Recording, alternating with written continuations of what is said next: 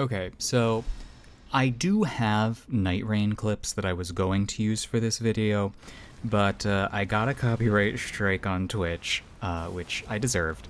But it was only for a VOD that I uploaded of a stream. I don't actually think it was for the stream itself. Out of an abundance of caution, I am not going to upload that video, even though there is no audio to it. So I did play the Duskbloods, and I will say I went in with extremely low expectations because I wasn't really sure what kind of game it was going to be, and we honestly didn't have any information about that until this week. But I will say that it greatly exceeded my expectations, and I had a really great time with it. The most common thing I've been saying is that it is way better than Night Rain. That's kind of like a low bar to clear for the type of game that I'm interested in.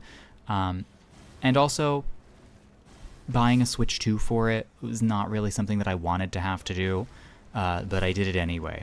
I actually had plans to return the Switch 2 if I didn't like the network test, but I'm probably going to end up keeping it anyway because there's at least one or two other Nintendo games that are Switch 2 exclusives that I'm going to want that are coming out at some point in the future, so I think I am just going to keep it. So let's actually talk about the Duskbloods. I'm going to talk about the pros first, and then I will talk about the cons, and then we'll do a brief wrap-up, and we'll talk about whether or not you should buy a Switch 2 just for this game. First, in terms of like actual PvP interactions, there is some actual playstyle variety.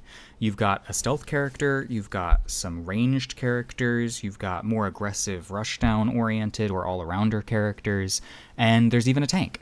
There's some caster things that you could do. I will say that there aren't like spells you can pick up, and everything is more or less predetermined before you go in, but there are unique items that act like spells, and it all comes together to form a very satisfying whole. Personally, I really started vibing with Albert, John Duskblood, because his kit had a nice flow to it. All of his options kind of looped into each other, and you can have this nice structured offense going. I also really liked Senator Samir Patres. The bird projectile was nice, and I liked the blood spike, and the dino command grab was insanely busted. And then I didn't really think I was going to like him all that much, but I did really enjoy playing Bloodhand Jan. I tried Tranglan many times, but I really just could not get the vibe of the Snake Lady.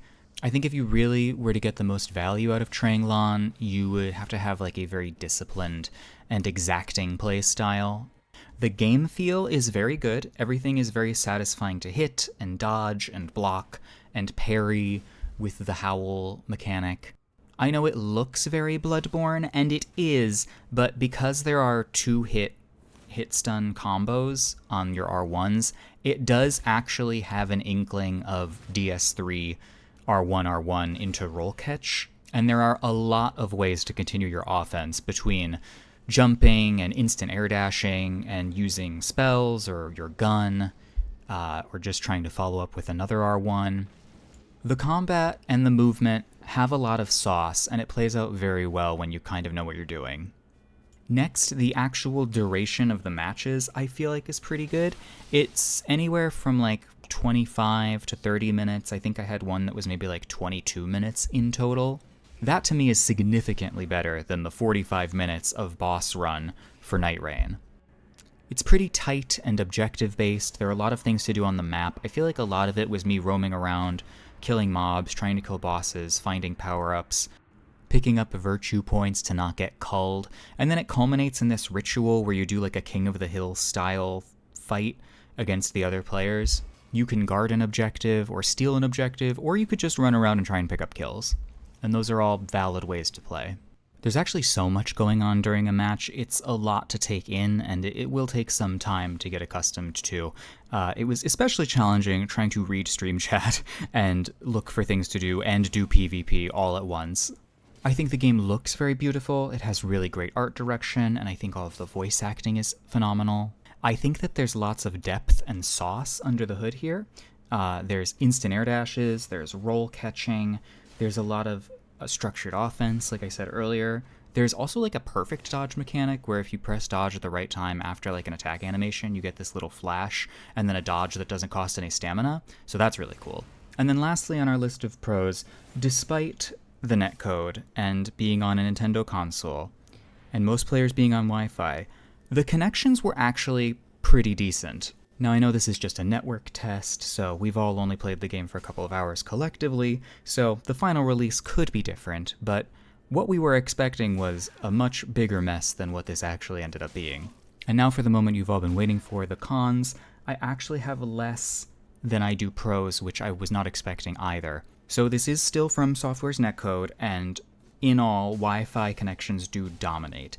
You will be able to tell when your opponent has a less stable connection than another opponent who might be more consistent. This is not really unique to From Software games either. Like, you can tell if you have a bad connection to somebody in just about any PvP game you might try to play.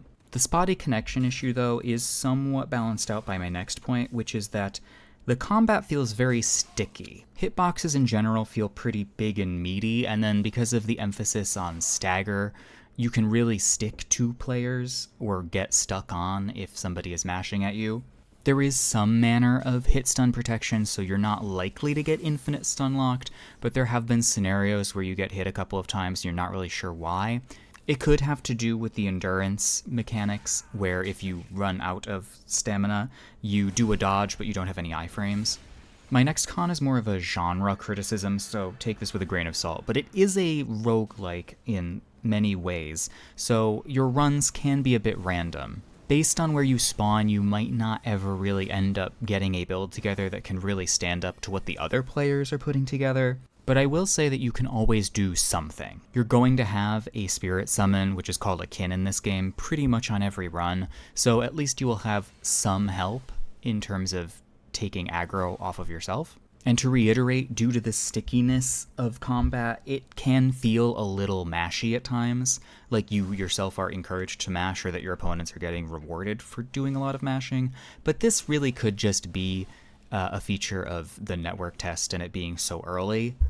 We don't really know what a completed meta for this thing is going to look like yet. There is also a bit of a problem with ratting or camping, I guess. This was actually my first concern when I saw the footage this week. The super jump or high jump and then multiple jumps after that, plus projectiles, is really quite difficult to counter. If somebody just wants to jump over your head, jump a couple times, land, and repeat ad infinitum, there's not a whole lot you can do to stop them. I do think there might be some counterplay in doing like a jump into air dash towards them with a locked on R1 mid-air to try and counter it, but there are also lots of ways for the other player to knock you out of the air when they try to come up to beat you, so I'm not really sure if that'll work yet. Essentially, if you want to rat and camp and turtle, it is a viable strategy until we have reasonable counterplay. But like I said, I think doing a locked on air dash towards someone with an R1 might trigger like an air-to-air clash that can be used to bring them back down or at least do a lot of damage.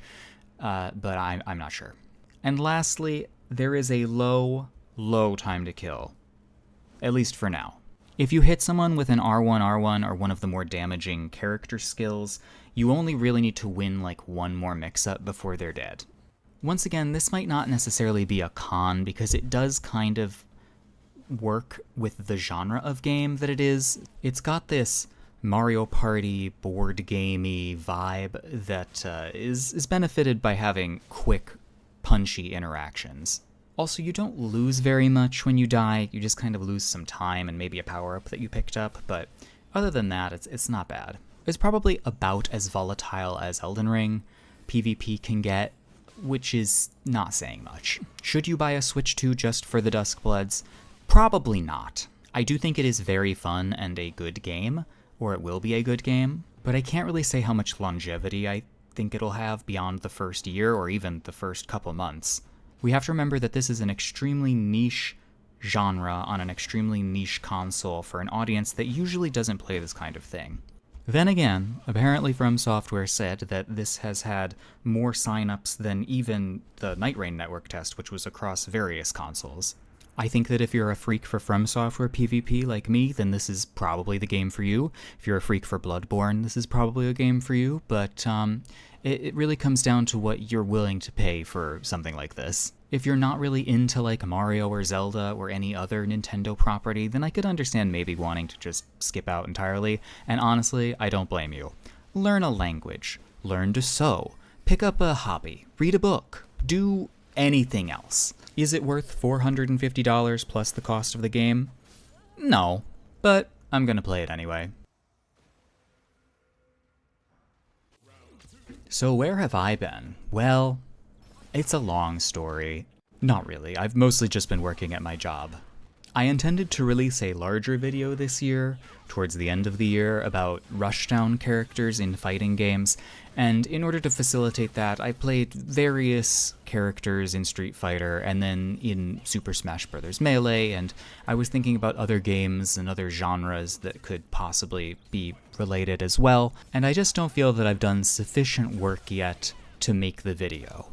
I set myself a goal to get Fox to Platinum rank on Slippy, and that has not really happened yet. That entire goal is about a year in the making even now, and it is easily the hardest thing I have ever tried to do.